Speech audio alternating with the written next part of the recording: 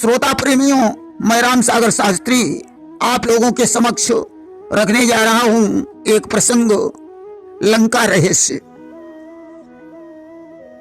देखिए, लंका के विषय में गोस्वामी तुलसीदास जी ने लिखा है कि गिरि त्रिकूट एक सिंधु मझारी और विधि निर्मित दुर्गम अति भारी। समुद्र के बीच में त्रिकूट नामक पर्वत पर ब्रह्मा का बनाया हुआ एक बड़ा भारी किला था, जिसे महान मायावी और निपुण कारीगर मैदानव ने फिर से सजाया, जिसमें मणियों से जड़े हुए सोने के अनगिनत महल थे, जो भोगावती और अमरावती पुरी से भी अधिक सुंदर था। कि तीन ते अधिक रम्य अति बंका और जग विख्यात नाम ते ही लंका। जिस कल्प में जो राक्षसों का बलवान राजा होता था, वही अपनी सेना सहित लंका में निवास करता था। पहले वहां बड़े बड़े योद्धा राक्षस रहते थे, जिन्हें देवताओं ने युद्ध में मार डाला। रावण से पहले वहां कुबेर के 1 करोड़ रक्षक यक्ष निवास करते थे। रावण ने कुबेर से लंका छीनकर अपना अधिकार जमाया। देखिए, पहले लंका में हेति प्रहेति नाम के 2 राक्षस रहते थे। प्रहेति ने वैराग्य ले लिया और हेति का विवाह भया के साथ हुआ, जिससे विद्युत केश का जन्म हुआ। विद्युत केश से सुकेश का जन्म हुआ। सुकेश के 3 पुत्र हुए, माल्यवान, माली और सुमाली।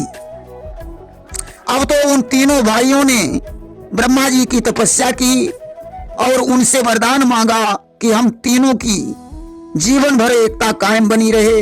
ब्रह्मा जी ने एवमस्तु कह दिया। उन्होंने विश्वकर्मा से रहने के लिए स्थान पूछा।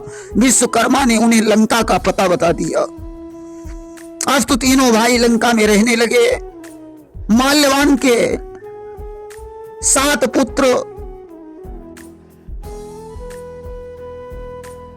पुत्र थे।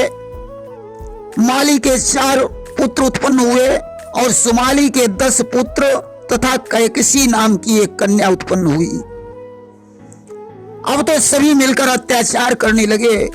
एक दिन माली को सेनापति बनाकर उन समस्त निशाचरों ने इंद्रपुरी पर चढ़ाई कर दी।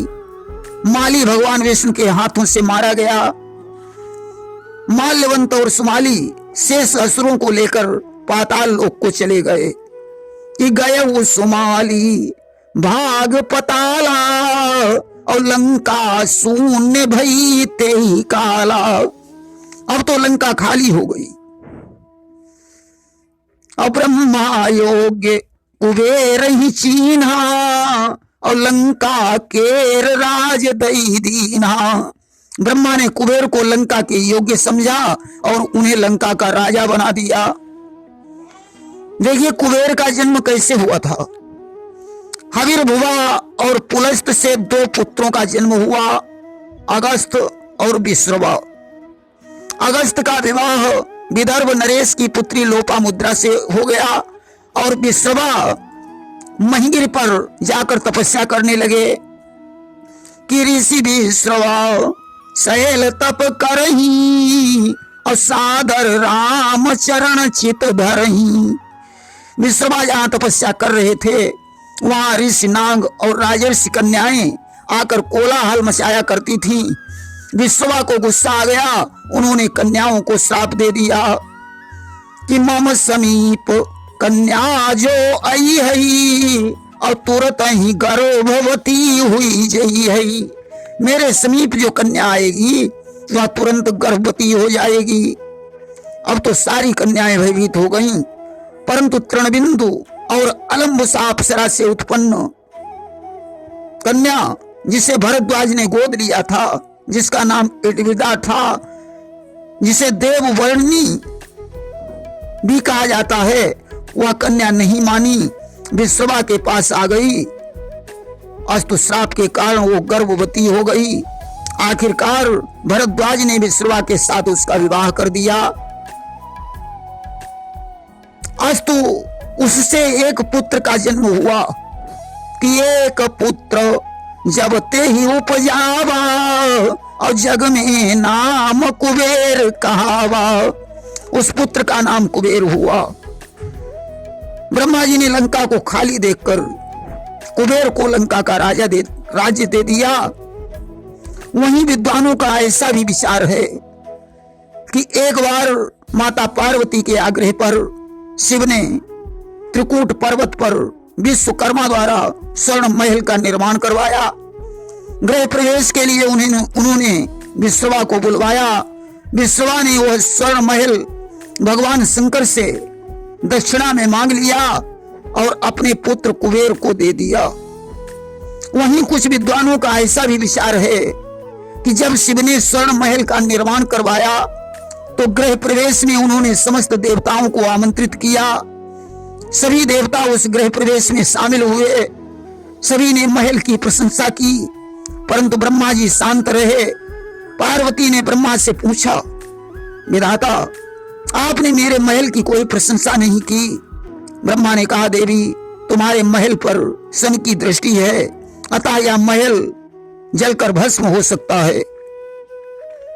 पार्वती जी ने शिव से कहा, स्वामी सन के पास जाओ और उससे कहना वह अपनी दृष्टि हटा ले। अगर वो न माने तो तुम वहां से डमरू बजा देना, मैं महल में स्वयं आग लगा दूंगी। आज तो शिव शनि के पास पहुंचे। शनि ने कहा, आपके महल पर कुदृष्टि डालने की भला किसमें सामर्थ्य है।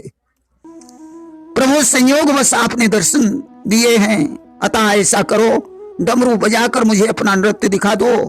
भगवान शंकर सारी बातें भूलकर डमरू बजाकर नृत्य करने लगे। अब तो ज्यों डमरू की ध्वनि पार्वती के कानों में पड़ी, उन्होंने सोचा शायद शनिदेव ने हमारी प्रार्थना स्वीकार नहीं की। अस्तु उन्होंने अपने हाथों से महल में आग लगा दी।